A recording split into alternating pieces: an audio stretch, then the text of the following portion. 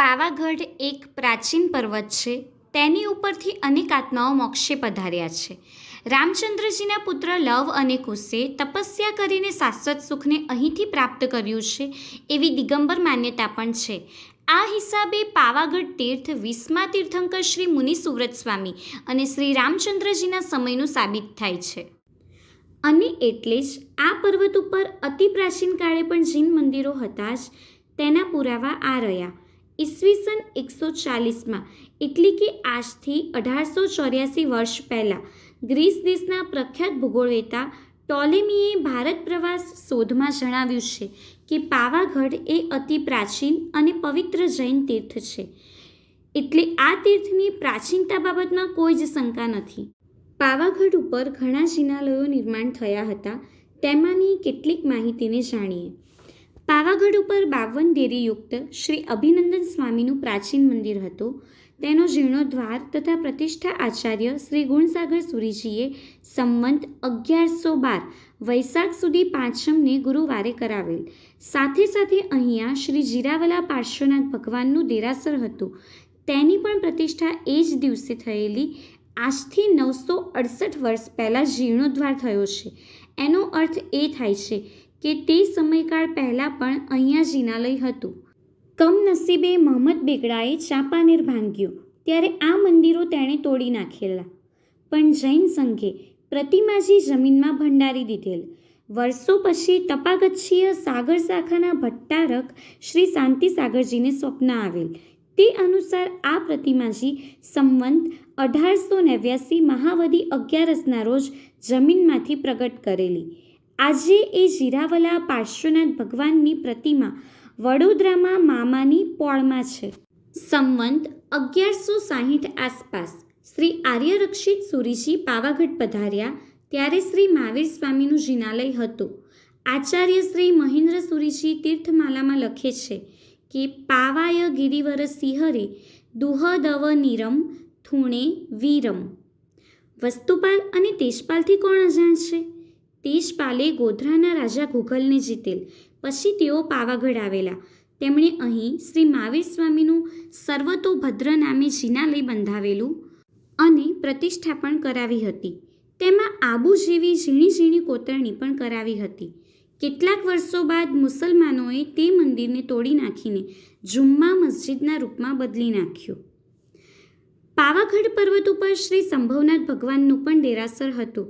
તેમાં ખંભાતના શેઠ મેઘા શાહે સંવંત 1457થી 1499 સુધીમાં કુલ 8 દેરીઓ બનાવી હતી અને શ્રી સોમસુંદર સુરીજીના હાથે પ્રતિષ્ઠા કરાવી હતી. તેમના શિષ્ય ભુવનસુંદર સુરીજીએ સંભવનાથનું સ્તોત્ર રચ્યું છે. તેમાં પાવાગઢને શત્રુંજય તીર્થનો અવતાર બતાવેલ છે. પાવાગઢ તીર્થની યાત્રા કરવા સંઘો પણ આવતા હતા. પાવાગઢ ઉપર શ્રી ભીડભંજન પાર્શ્વનાથ ભગવાનનું પણ મંદિર હતું, જે મૂળ પ્રતિમાજી અત્યારે વડોદરાના દાદા પાર્શ્વનાથના દેરાસરમાં બિરાજમાન છે. ચાંપાનેરના શેઠ જયવંતે સંવંત 1632 વૈશાખ સુધી ત્રીજના રોજ પાવાગઢ ઉપર જિનાલય બંધાવીને વિજયસેન સુરીજીના હાથે તેની પ્રતિષ્ઠા કરાવી હતી. શ્રી નેમિનાથ ભગવાનનું પણ જિનાલય હતું. ત્યાં સંવંત 1746માં પન્યાસ શિલવિજયજીએ રચેલી તીર્થમાળામાં તે મંદિરનો ઉલ્લેખ આ રીતે કર્યો છે: ચાંપાનેરી નેમિષિણંદ મહાકાલી દેવી સુખકંદ. ચોથા તીર્થંકર શ્રી અભિનંદન સ્વામીની શાસન દેવી કાલી દેવી છે. પાવાગઢ ઉપર શ્રી અભિનંદન સ્વામીના મંદિરમાં કાલી દેવીનું મંદિર હતું. કાલી દેવીની પ્રતિમા જૈન શિલ્પ પ્રમાણે બનાવેલી હતી, જે પાવાગઢની કાલી દેવી તરીકે ગુજરાતના ગરબામાં માં પાવા તે ગઢથી ઉતર્યા મહાકાળી રે તરીકે માનભેર ગવાય છે. પાવાગઢ ઉપર કાલિકા માતાનું મંદિર છે.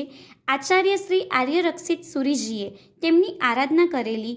શ્રી આર્યરક્ષિત સુરીજીએ અચલગચ્છની સ્થાપના સંવંત 1169માં કરી હતી.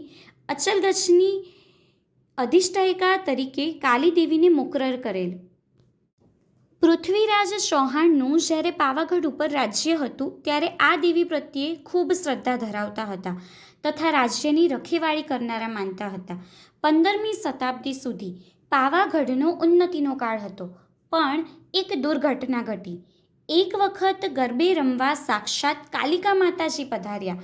પાવાગઢના પતાઈ રાવલને દુર્બુદ્ધિ સૂઝી. તેણે કાલિકા માતાજીનો હાથ પકડીને પોતાની દુર્ભાવના જણાવી. માતાજીએ તેને સમજાવ્યો, પણ કહેવાય ને, વિનાશકાળી વિપરીત બુદ્ધિ. તે ના માન્યો. પરિણામે દેવીએ શાપ દીધો.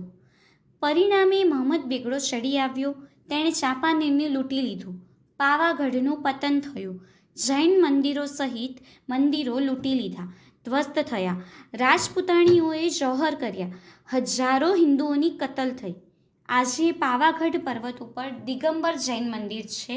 બસ પરમાત્માને પ્રાર્થના કરીએ કે પાવાગઢ પર્વત ઉપર શ્વેતાંબર જૈનોનું ભવ્ય દેરાસર નિર્માણ થાય અને ભવ્ય ભૂતકાળ પુનઃજીવંત થાય. એ જ અનોખી શુભ ભાવના.